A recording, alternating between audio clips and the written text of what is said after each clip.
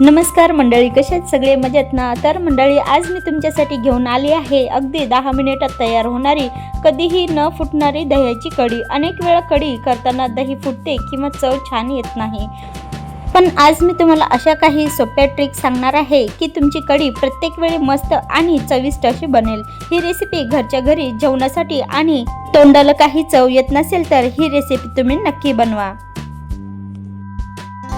तर मंडळी, इथे सर्वात अगोदर मी इथे 6 ते 7 हिरवी मिरची घेतली आहे आणि इथे कोथिंबीर आणि 8 ते 10 लसणाच्या पाकळ्या आणि 1 इंच अद्रक घेतली आहे.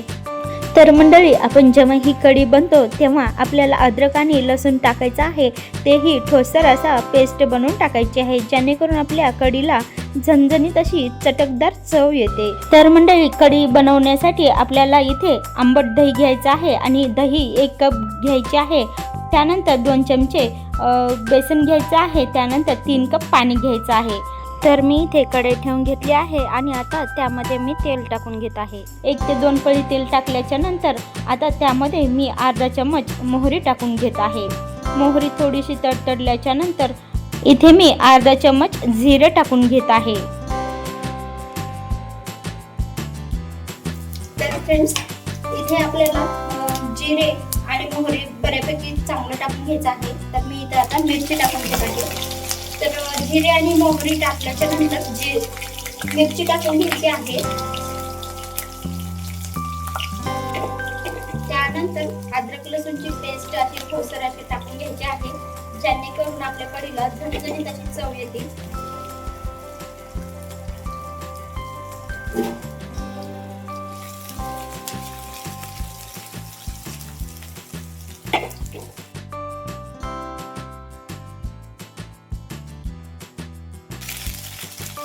आता त्यानंतर इथे आपण कढीपत्ता टाकून घ्यायचा आहे. तर फ्रेंड्स, अद्रक लसूणची पेस्ट ही नंतर टाकायची आहे, जेणेकरून अद्रक लसूण जास्त लाल होणार नाही.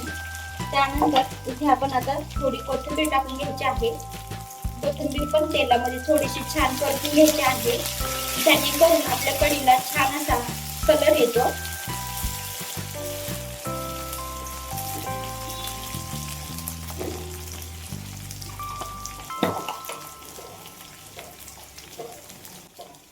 तर इथे मी हळद टाकून घेत आहे.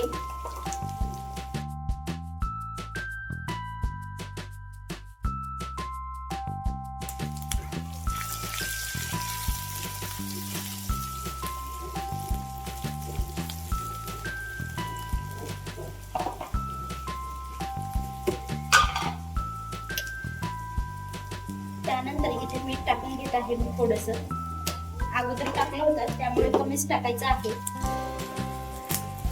तर फ्रेंड्स, बऱ्याच जणांच्या कढीला जास्त चांगला असा कलर येत नाही. तुम्ही अशा पद्धतीने करा, खूप छान असा कलर येतो.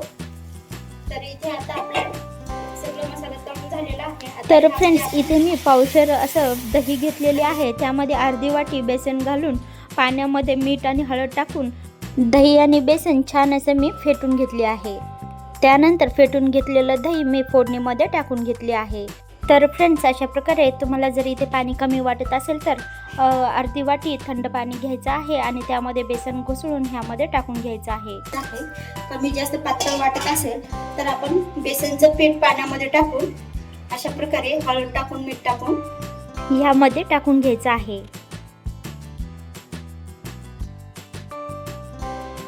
तर फ्रेंड्स, अशा प्रकारे तुम्हाला इथे थोडीशी हळद कमी वाटत असेल, पण कढी जेव्हा शिजायला लागली तेव्हा कलर आपोआप येतो. तर फ्रेंड्स, इथे थोडीशी उकळी आणून घ्यायची. जास्त जर उकळी आणली तुमचे दही फाटून जातं, त्यासाठी एकदम मिडियम अशी उकळी आणून घ्यायची आहे. तर मंडळी, आता मी तुम्हाला काही महत्त्वाच्या टिप्स सांगणार आहे. कढी करता वेळेस थोडे आंबट दही वापरा, जेणेकरून कढीला उत्तम अशी चव येते. दही आधी छान फेटून घ्या, जेणेकरून गुठळ्या राहत नाहीत. बेसन चांगले मिसळा. दही आणि बेसन एकजीव करून मगच पाणी घाला. थंड पाणी वापरा.